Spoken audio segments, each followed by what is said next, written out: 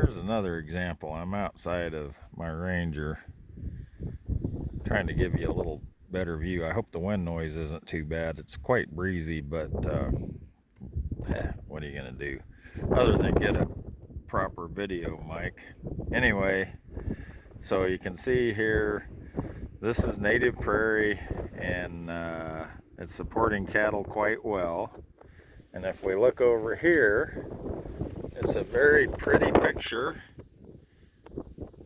but that is a field of wheat planted on what used to be native prairie that's been torn up just to plant wheat, and it did so terrible that they never even harvested it.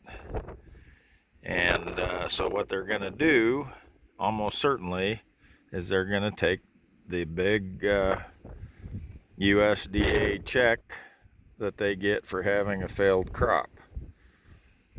Nothing illegal about that. I don't personally believe it's a good way to run farming, but that's just my opinion. And nobody's doing anything bad or evil or anything like that. But it's a good question for people to think about. Do you want the ecosystem to be tramped on like that? And again, it's not causing any permanent harm. It's all a trade-off. When we have to take food out of the ground, that's where it comes from. So what's the best course? This is just an example of a non-optimal course, in my opinion. And this is an example of a more optimal course, again, in my opinion.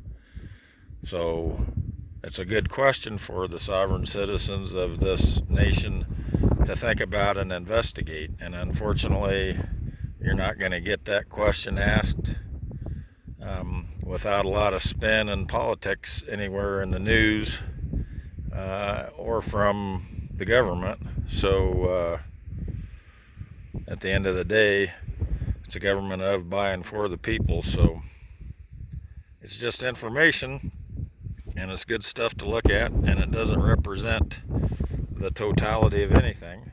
It's just, right now, it's a sample size of 2 examples of very poor farming techniques within about 20 miles of each other, and that's all it is. But it's data point, it's information, and I present it to you for your consideration and thinking.